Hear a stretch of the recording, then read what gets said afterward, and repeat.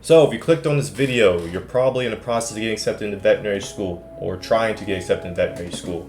It means you've done everything you need to do to get to this point. You've done well enough in undergrad, you've gotten all your volunteer and experience hours that you needed for school, and you've taken your GRE, and obviously submitted your application to VMCAS. But now, with the new year on the horizon, a lot of you are starting to receive some invites to interview at these schools. Some of you may feel nervous, some of you may say, I'm not the best at interviewing. Well, don't worry, completely relatable. A year ago, I was in the same shoes that you are in right now. So what I plan to do with this video, I plan to share tips and tricks that I use to help me prepare and get through all my veterinary school interviews. And hopefully these tips can help you out as well too. So with that being said, please stay tuned. So I'm gonna break the interview process into 3 phases. The first phase is gonna be the preparation phase. The second phase is gonna be the actual interview itself. And the third one is gonna be the closing phase. I believe the preparation phase is the most important one. The reason why is because the more prepared you are, the more successful you will be. And also, I took this business class and there was this one saying where for every minute of interview time, you should have 2 minutes of preparation time. So prepare, prepare, prepare. Be prepared. So for the first thing I'm gonna talk about in the preparation phase is research. And I mean, do your research on the school. Learn things about the history of the school, when it was founded, notable events, etc., etc. Some faculty and staff, they take a lot of pride in their school and their history. So that'd be a good thing to know. Another thing is look up the board pass rate or the NAVLE pass rate of students that go through that school. And also look at some of the special programs the school may offer or what areas of veterinary medicine the school is heavy into in terms of, academia and teaching wise. For example, at Auburn, we have a raptor center here, which specializes basically work with large birds of prey, eagles, hawks, vultures, you name it. Matter of fact, all the eagles that you see at the Auburn football games that swoop on the field and catch the lure and flies around the crowd and everything, the veterinary school works with those eagles in terms of their wellness and things like that. So do that research. What you're trying to do is you're trying to understand why you want to go to the school. Is it something that the school has that particularly interests you? Is this school going to be very beneficial in helping you become the very best veterinary doctor you want to be?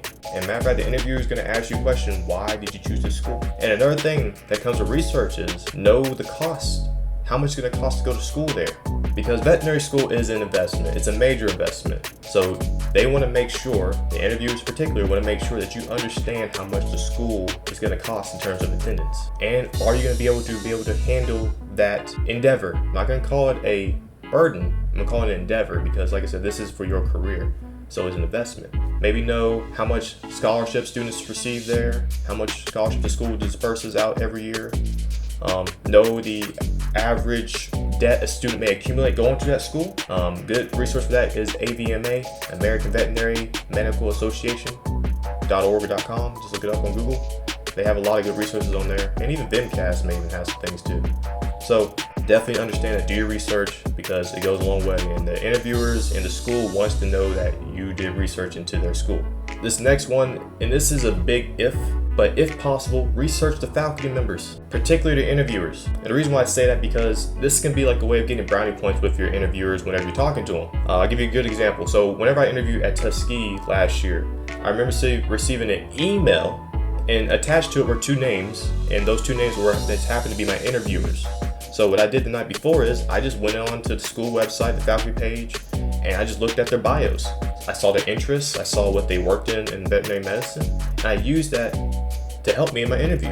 Matter of fact, the interviewers were impressed, and by the time the interview was over with, we were talking as if we were already colleagues. I don't know, it just makes someone feels good whenever, someone takes the time out of their day to, just look into it, look into who they are a little bit.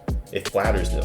So if you can, this is an if, because not every school is going to probably tell you who's interviewing you, but if you can, do a little bit of research on faculty.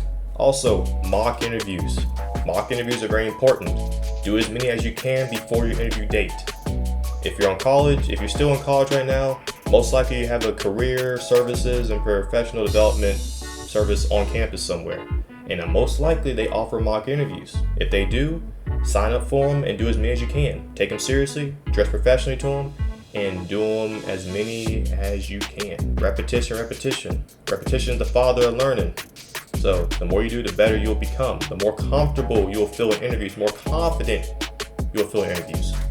And also be prepared. Be prepared to account for everything on your application. A major part of veterinary school interviews, and probably just interviews in general, is they're trying to marry up who they see on paper with who they see in front of them right there in that current time. So they're going to ask you a lot of questions from your application. If you need to, the night before, just skim through it real quick. So be able to account for everything in your application and be able to elaborate on it. Because they're going to definitely ask you a lot of questions on your application. At least in my case they did, and most likely they will too. Because matter of fact, they're going to have the application in front of them most likely while they're talking to you. And then lastly, for the preparation phase, this question right here is the most commonly asked question, probably in all interviews, but it's so simple but so hard to answer. Even for me it was. And it's basically, who are you? And I'm not gonna lie, when I got asked that question during my Auburn interview, I kind of had like a mind fart. Like, I know who I am, but I didn't know how to verbalize it. So I was kind of rambling. And that was probably the only part of my interview that did not go the best. So because of that, I learned from it and I made a little template for those who struggle with that question. Not everybody does. You may be the most confident person when it comes to answering that question. But for those that are not, I came up with a little template that I hope helps. So, very simple. So first thing you want to start out with is your name, where you're from, and give about 2 or 3 good qualities about you. Okay, and I'll give you a quick example of what I'm talking about, and then also explain why those qualities are true about you. So for example, let's say I consider myself to be a leader. I would say then, because when I was in undergrad at such and such a university, I played on the football team and I was elected team captain my sophomore year. I was also part of Athletes in Action organization. I was considered a leader in that organization. I would help facilitate and manage meetings every week. You know, something along those lines. As long as you give a reason for why you consider yourself to be a leader or hard worker or a genuine person or whatever, that will be all right. That'll be good. So 2 or 3 good qualities. Another thing is add something unique about yourself.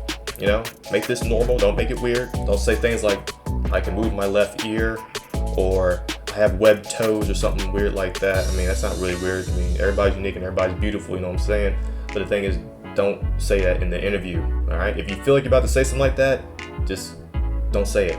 And then of course, give maybe like a hobby or 2. And that's it. That's a little template how you can answer that question. Hello everybody, this is Dr.StarRx in the future. If you made it to the end of this video, I want to say first, thank you for watching the video.